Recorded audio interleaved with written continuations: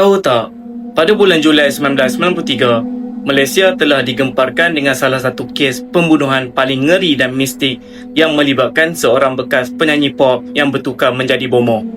Dia dikenali sebagai Mona Fendi atau nama sebenarnya Maznah Ismail. Tragedi ini bermula apabila seorang ahli Dewan Undangan Negeri Batu Talam, Datuk Mazlan Idris, telah mendapatkan khidmat Mona dan suaminya Muhammad Afandi Abdul Rahman untuk meningkatkan kerjaya politiknya melalui bantuan khaib.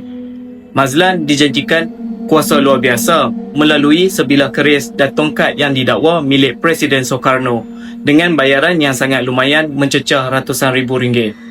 Kejadian ngeri itu berlaku di sebuah rumah tidak bernombor di Kampung Rauk Pahang. Semasa satu upacara mandi bunga dan pemujaan dijalankan, Mona memberitahu Mazlan untuk berbaring sambil memejamkan mata untuk upacara itu. Namun, dalam keadaan mangsa tidak bersedia, pembantu mereka Juraimi Hussein telah memenggal kepala Mazlan menggunakan kapak. Tubuh mangsa kemudiannya disiat, dikerat kepada 18 bahagian dan ditanam pada malam itu oleh Juraimi di dalam sebuah lubang yang disimen di dalam kawasan rumah tersebut. Apa yang menjadikan kes ini sangat pelik dan menarik perhatian dunia adalah tingkah laku Mona Fendi selepas pembunuhan tersebut. Dia bukannya melarikan diri atau bersembunyi. Mona dilaporkan membeli sebuah kereta Mercedes-Benz dan menjalani pembedahan plastik seolah-olah dia langsung tidak merasa bersalah atau takut untuk ditangkap. Kemewahan yang tiba-tiba ini akhirnya menimbulkan kecurigaan pihak polis yang sedang mencari Mazlan yang dilaporkan hilang.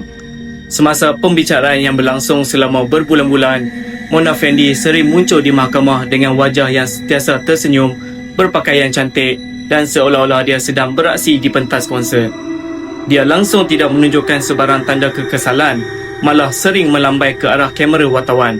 Sikapnya yang tenang dan misteri ini menyebabkan ramai yang percaya dia mempunyai ilmu hitam yang kuat untuk meloloskan diri.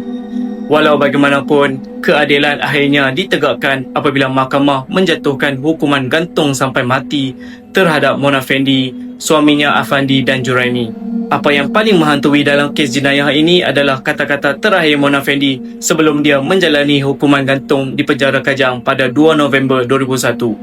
Dia dilaporkan berkata, "Saya tidak akan mati." Satu ungkapan yang memberikan 1001 tafsiran dan kekal menjadi perbualan sehingga ke hari ini.